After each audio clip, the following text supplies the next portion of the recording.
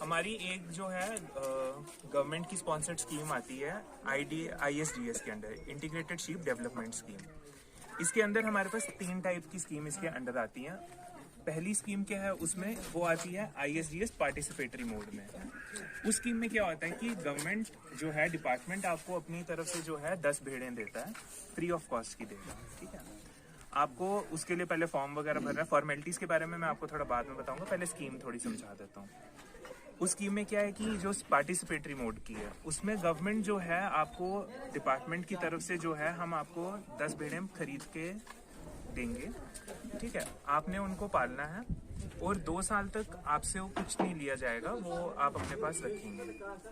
तीसरे साल से जो है हमने उनके जो है आगे 2 जो बच्चे हैं वो हमसे आपसे वापस लेने हैं अगले 5 साल तक। हमने आपको दी 10 भेड़ें, तीसरे साल से 2 बच्चे लिए, चौथे साल 2 बच्चे लिए, 5वें साल करके ऐसे 5 साल तक लेंगे तो 5 दूनी 10 हमें भेड़ें वापस आ गई। ठीक है ना। इसमें एक चीज है कि जो पहले साल का जानवरों का इंश्योरेंस होता है वो हम अपनी तरफ से आपको करके देते हैं। अब इंश्योरेंस में क्या होता है कि जैसे सपोज अगर कोई भेड़ जो है किसी हादसे में मर गई या मतलब कभी बीमार होती है उसकी वजह से मर गई, कहीं आग लग जाए, कभी उसमें चपेट में आ जाए उससे मर जाती हैं, पेड़ गिर जाए, कुछ भी किसी भी वजह से मर सकती है ना।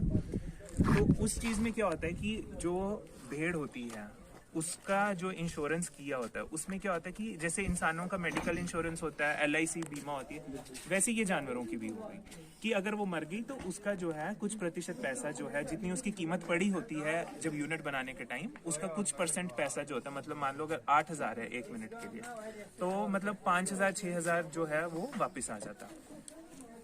इस स्कीम में आपको एक और चीज का ध्यान रखना है कि जो हमने आपको 10 भेड़ें दी हैं उनको आप जब तक ये पूरा स्कीम खत्म नहीं होगा ना, मतलब ये आप देख लो अब 2 साल ये हो गए 5, मतलब 7 से 8 साल के बीच ये स्कीम खत्म होगी, तब तक आप जो पेरेंट स्टॉक जो हम 10 भेड़ें आपको दे रहे हैं वो आप बेच नहीं सकते हो।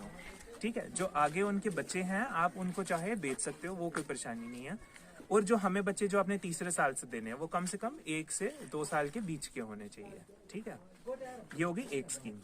दूसरी स्कीम इसी ISDS स्कीम में आती है, वो होती है सब्सिडी मोड के अंदर। उस स्कीम में क्या होता है, उसमें आपको जो है इसमें जो होती है अगर कोई ग्रुप है लोगों का वो लेना चाहे, या कोई वुमेन ऑर्गेनाइजेशन है वो लेना चाहे, या कोई सेल्फ हेल्प ग्रुप है वो भी ले सकते हैं, या अगर कोई अकेला बंदा भी लेना चाहे वो ये स्कीम ले सकता है। इसमें क्या होता है सब्सिडी मोड में, इसमें आपको 20 भेड़ों से लेकर 200 भेड़ों तक मिल सकती हैं। इसमें क्या है कि आपने भेड़ें अपनी पसंद की जिससे भी खरीदना चाहें आप खरीद सकते हैं। हमने जब आप खरीद के लाते हैं हमने उसका यूनिट एस्टेब्लिश करना होता है, और इसमें जो है आपको सब्सिडी आती है, मतलब 50% सब्सिडी या मैक्सिमम 75,000। ये मैं आपको थोड़ा समझाता हूँ। मान लो आपने किसी से 20 भेड़ें खरीदी, आपको वो पड़ी 1.5 लाख की। ठीक है, वो 1.5 लाख की जो भेड़ें हैं उस पे जो है हम आपको 75,000 रुपये वापस देंगे। ठीक है, अगर आप 2 लाख की खरीदोगे तो भी आपको 75,000 ही वापस होगा, क्योंकि मैक्सिमम सब्सिडी इसमें हम आपको 75,000 दे सकते हैं। ठीक है, तो अगर है उनसे 3 लाख है तो 75,000 हाँ, सब्सिडी उसमें 75,000 है, उन्हें वापस करना नहीं है। हाँ, वापस उसमें कुछ नहीं करना। अगर 1.5 लाख से तो वो आएगा समझ, 1.5 लाख से तो वो तो 70,000 दियो तो डिपार्टमेंट मगर तुम छोड़ो तो वापस करिए कुछ वापस उसके लिए फॉर्मेलिटी फार्म वगैरह भरना। ये जो यूनिट है ये कम से कम आपको 2 साल रखना है, मतलब इसमें जो भेड़ें आपने खरीदी हैं, हाँ, तो ये जो भेड़ें हैं ये 2 साल तक आप बेच नहीं सकते, 2 साल के बाद आप ये भेड़ें बेच सकते हो। जैसे पिछली कंडीशन पिछली स्कीम में थी ना कि 7 साल तक वो पेरेंट स्टॉक नहीं बेच सकते, इनको आप 2 साल के बाद आप चाहो आप बेच सकते हो, कोई परेशानी नहीं। इसमें एक और चीज है कि जो पहले साल का इनका भी इंश्योरेंस होगा उसका भी 50% हम आपको अपनी तरफ से देंगे, जितना उसका प्रीमियम बनता है उसका 50% भी हम आपको अपनी तरफ से देंगे। मान लो अगर आपकी भेड़ें 1.5 लाख से कम में आती है, मतलब अगर लाख रुपए की आ रही है, फिर सब्सिडी आपको 50% ही मिलेगा, मतलब 50,000 मिलेगा। अगर 1,20,000 की आ रही है तो 60,000 ही सब्सिडी मिलेगा। ठीक है ना, 50% या 75,000 दोनों में से जो कम वाली साइड होगा वो वाला आपको उसमें मिलेगा। ठीक है, तीसरी एक और स्कीम है, उसमें फायदा उन लोगों को है जो शेयरिंग करते हैं, जो ऊन उतारते हैं ना भेड़ों की। ऐसे तो आप अपनी जो देसी मशीन होती है उससे उतारते हो ये ऊन वगैरह। इसमें भी क्या है कि अगर आपके पास माल ज्यादा है या आपको ट्रेनिंग है ऊन उतारने की, जिसको हम शेयरिंग बोलते हैं आम भाषा में, तो इसमें क्या होता है कि आपको हम इसमें भी सब्सिडी देते हैं गवर्नमेंट की तरफ से। आप मशीन जो है हम आपको शॉप्स जो है रजिस्टर्ड दुकानें होती हैं वहां से पूरा एक ये शेयरिंग यूनिट बोलते हैं जो ऊन उतारने की मशीन, इसमें एक जनरेटर होता है, अलग अलग तरीके के कटर्स होते हैं, ब्लेड्स होंगे, ऊन उतारने की मशीन होगी, ये पूरा एक सेट होता है, ये आपको उनसे खरीदना है। तो उसमें भी जो है सब्सिडी आपको 75,000 हम अपनी तरफ से देंगे।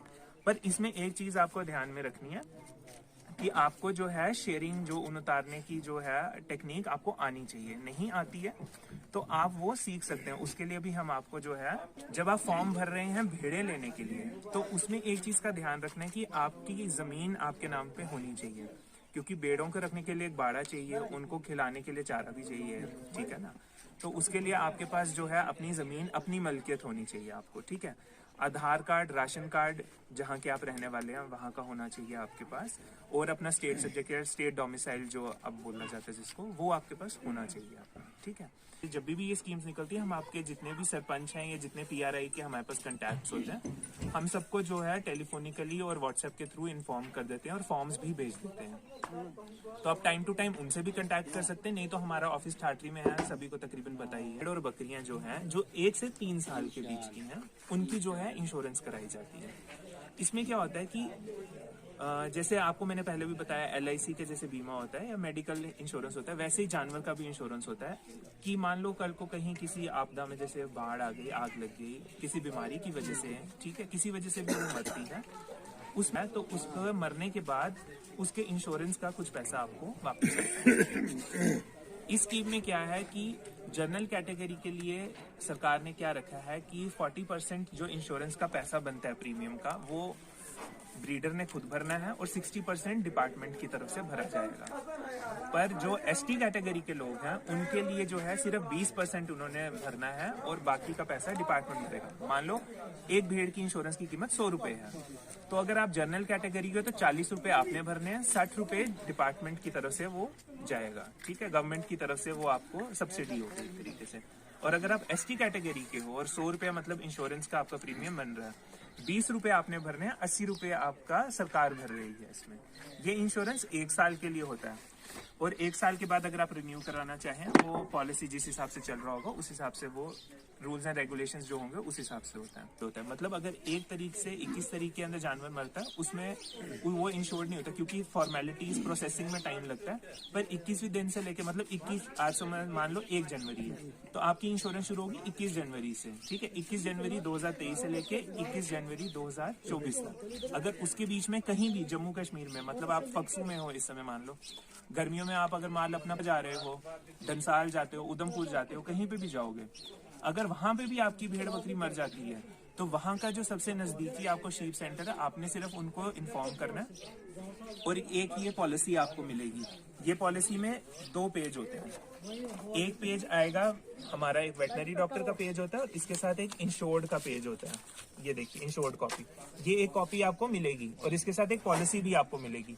आपने ये जो आपके उधर का सबसे नजदीकी शीप का सेंटर होगा या VS ऑफिस होगा, वहां पे जाके आपने ये इन्फॉर्मेशन देनी कि हमारी भेड़ मर गई है। भेड़ के मरने पे एक चीज का ध्यान रखना है कि जो भेड़ की लाश है जो होती है मरी हुई भेड़, वो, और इसमें टैगिंग होती है, कान में एक UID टैग लगता है, ठीक है ना, 12 नंबर का, वो उसके कान में लगा हुआ होना चाहिए और भेड़ की जो लाश है वो होनी चाहिए।